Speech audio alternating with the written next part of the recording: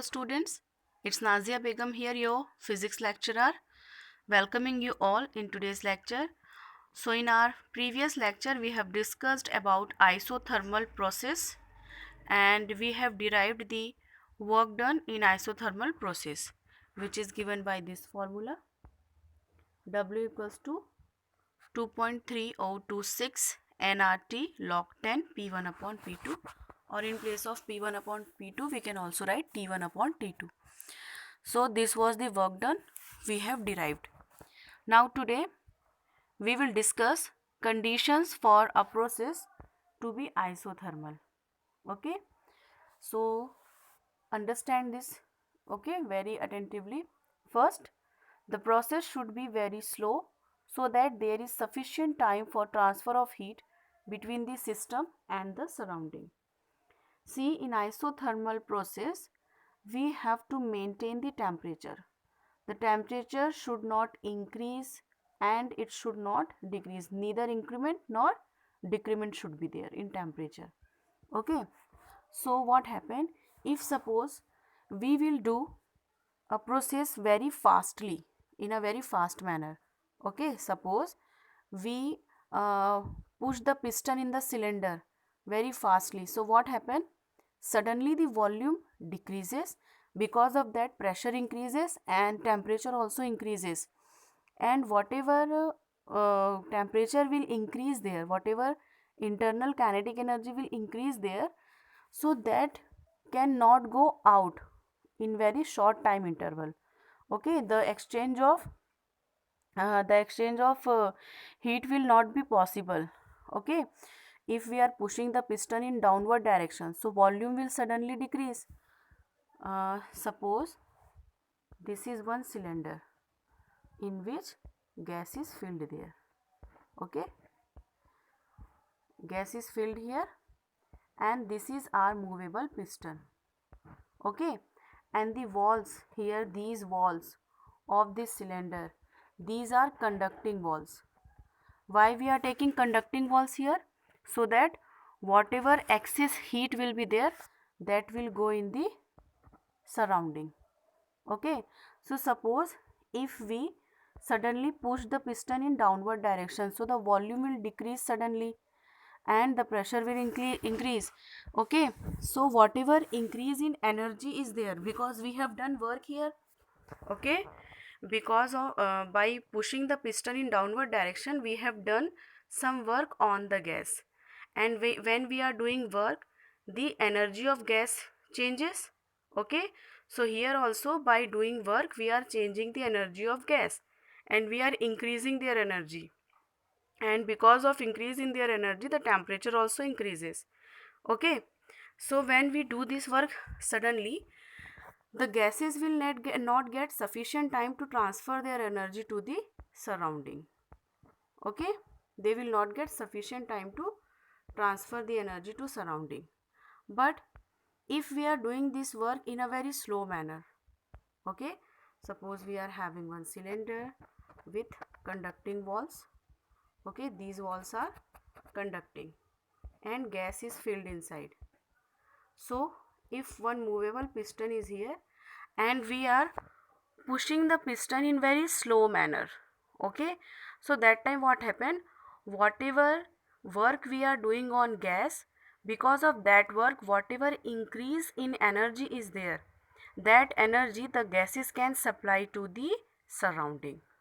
Okay, whatever excess energy will be there, that energy will be easily supplied to the surrounding if we are doing this process very slowly.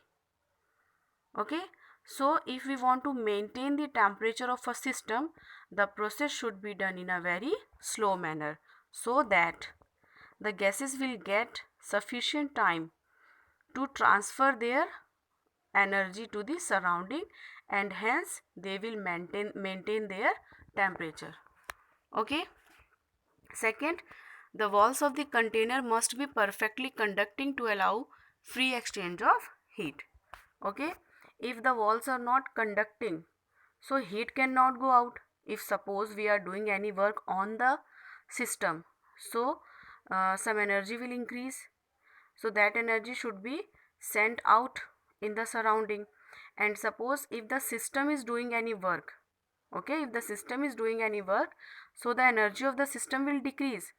So some amount of energy should enter from surrounding to the system. Okay, in both the cases, if we are transferring the energy from system to surrounding, or if we are letting the energy come from surrounding to the system, so in both the cases we want exchange of energy, okay, exchange of heat. So that's why the walls of the system should be, or the container should be perfectly conducting. From the first law of thermodynamics, we know del Q equals to del U plus del W. Now here in isothermal process, because there is no change in temperature, so there will be no change in internal energy. So that's why del U becomes 0. So here, according to first law of thermodynamics, in isothermal process, del Q equals to del W. That means whatever amount of heat we are supplying, the whole heat is used by doing work, or uh, work by the gas or on the gas. Okay. Then second is adiabatic process. The process in which there is no exchange of heat between the system and the surrounding is called an adiabatic process. So as the name only suggesting, what will be the two condition here? See, in adiabatic process, first line is written that there is no exchange of heat. So that means the walls of the container should be perfectly isolated, okay, perfectly non-conducting, so that no heat will be exchanged. And second thing, as it is saying that there will be no exchange of heat, that means whatever increase of heat is there in system, it will remain inside the system only. That means the temperature of the system can increase. Similarly, whatever if means work is done by the gas, so whatever heat will be decreased, that heat, that decrease in heat cannot be compensated by transferring heat from surrounding to system. So that's why the temperature of the system will decrease. Okay, so if work is done on the gas, the temperature will increase. If work is done by the gas, the temperature will decrease, because the exchange of heat or exchange of energy is not allowed in adiabatic process. Now from first law of thermodynamics, we know, we know this formula, del Q equals to del U plus del W. Now in adiabatic process, there is no exchange of heat. So in system, the change in heat will be 0. Okay. So here you can see del Q equals to 0 is written here. So that means 0 equals to del U plus del W. Now del U equals to final energy minus initial energy. Okay. Here this equation, this line, 0 equals to del U plus del W is written. So we can also write it as del U equals to,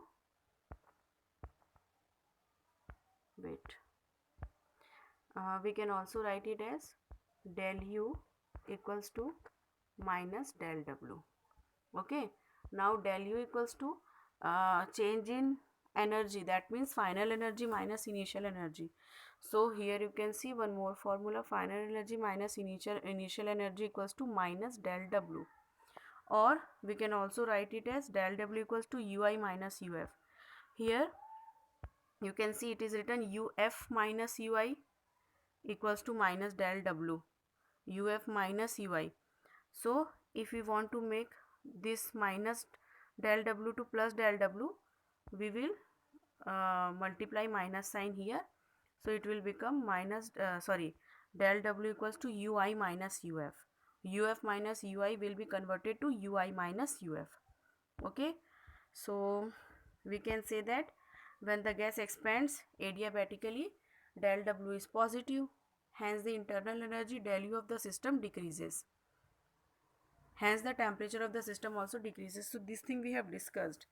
If the work is done by the gas, the temperature will decrease, and if the work is done on the gas, the temperature will increase. Then let's see conditions for a process to be adiabatic. Process of expansion or compression must be sudden, that is very quick, so that there is no exchange of heat between the system and its surrounding. So the process should be very uh, the process of expansion or compression must be sudden, so that there will be no time for the system to transfer any kind of heat to the surrounding or from the surrounding. Okay, and second thing, the system must be perfectly insulated from its surrounding, that is, the walls of the container must be perfectly insulating, so that no exchange of heat will be there. Now let's see relationship between different thermodynamic variables in adiabatic process. So in adiabatic process, basically we have three variables P, V and T. So one by one we will derive the relation between two variables. So first of all, let's derive the relationship between P and V, pressure and voltage. So we know that PV gamma equals to constant.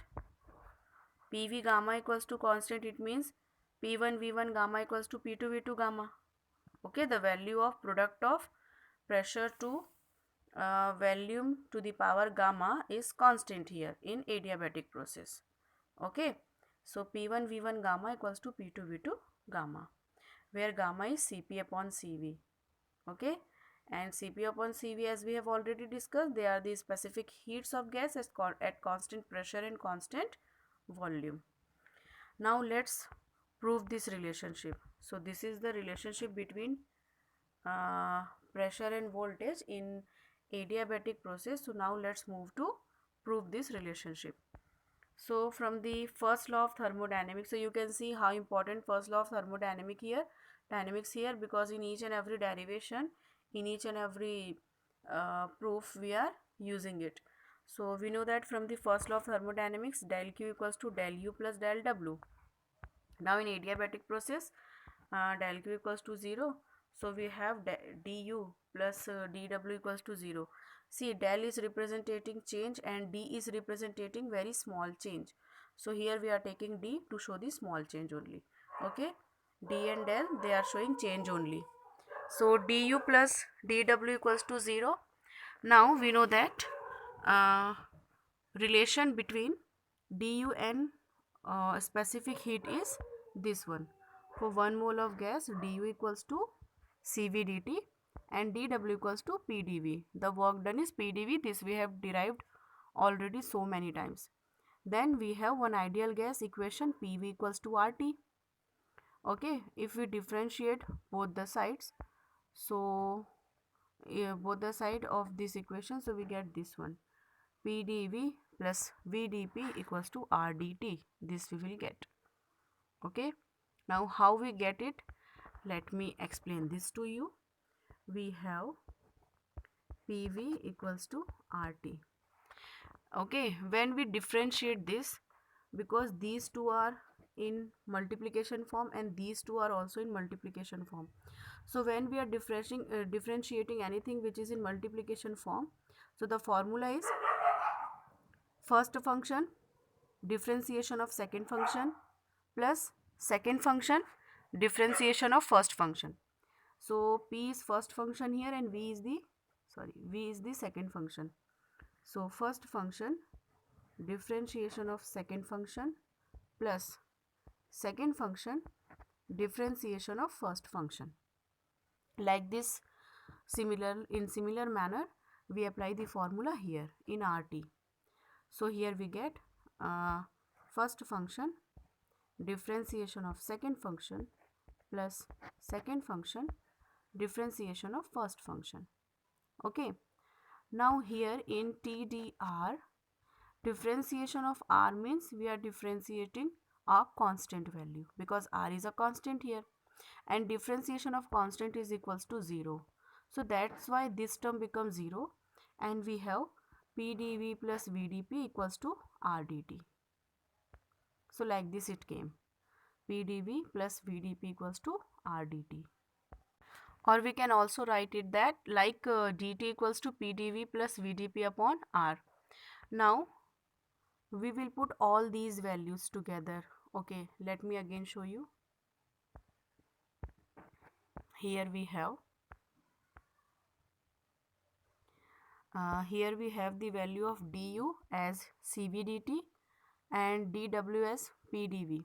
Okay, so this value of du we will put here CV dt na, this value we will put here, and the value PdV of dW, that we will put here. Then from this equation we find out the value of dt, and that value of dt we put here. Okay, so we will have the formula. First of all, when we put value of du and dw, so we will have CV dt plus PdV equals to 0. This we will get by putting the value of u and du and value of dw. We will get this formula first. Then from this formula we will find out the value of dt and put that value here in place of dt. Okay, so here you can see that. So we have put all the values and got equation like this. Now here in this equation, what we are doing, we are opening the bracket, we are multiplying CV to PdV, okay, and then we are multiplying CV to VdP, and when we want to remove the denominator, we will multiply the denominator this side. Okay, so here we want to remove r, so we have multiplied r here. So basically, after opening the bracket and doing some algebraic calculation, we got this line. Okay, now here we have PdV, here also we have PdV. So PdV we take as common. Okay, after taking it common, we will have this line, CV VdP plus CV plus R into PdV. Now we know that Cp equals to Cv plus R. Okay, Cp equals to Cv plus R. So here in place of Cv plus R we will put Cp. And from where this formula we got, Cp equals to Cv plus R, this we have got from Mayer's formula, which we have derived in previous lecture. So in place of Cv plus R we put Cp, and we will get this equation. Okay,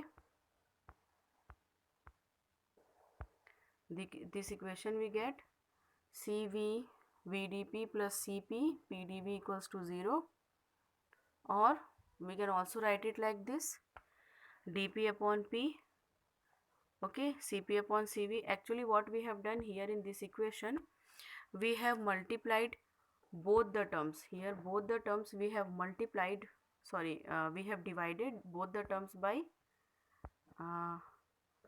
VCV, CVV, okay, CV PV. With this we have divided both the terms. So here VV get cancelled, CV get cancelled, so we have dP upon P. This side P get cancelled, so we have Cp upon Cv, dV upon V. Simple thing you do, when you get this term, you divide this term by Cv PV, then you will get this term. Then here we will integrate it. Okay, now Cp upon Cv is gamma. This relation also we have derived, Cp upon Cv is gamma, the ratio of specific heat at constant pressure and constant volume is given by gamma. Okay, and by integrating this we will get this value. Integration of 1 upon P will be log Ep, integration of 1 upon V will be log Ev, and gamma is already there, equals to C. Okay, or we can also write it, see, one rule is there, if n log A is there, so we can write it as log A to the power n. Okay, so here we have gamma log Ev, so it can be written as log V to the power gamma. Then we have one more formula, log A plus log B equals to log A into B.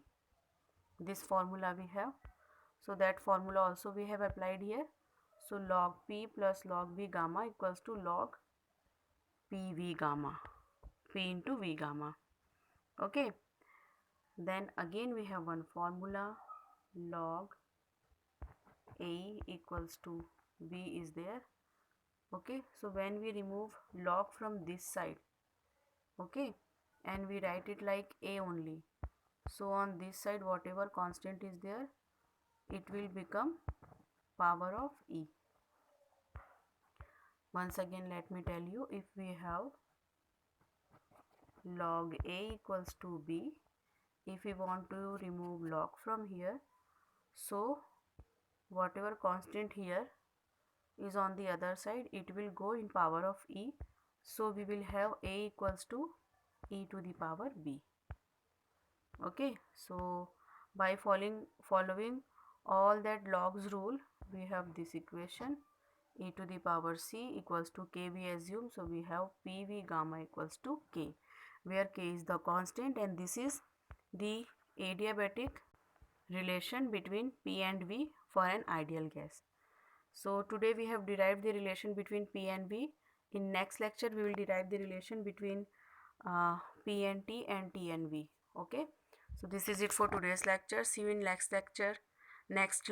Till then, goodbye. Take care, do some productive work, and the most important thing, be healthy, be safe.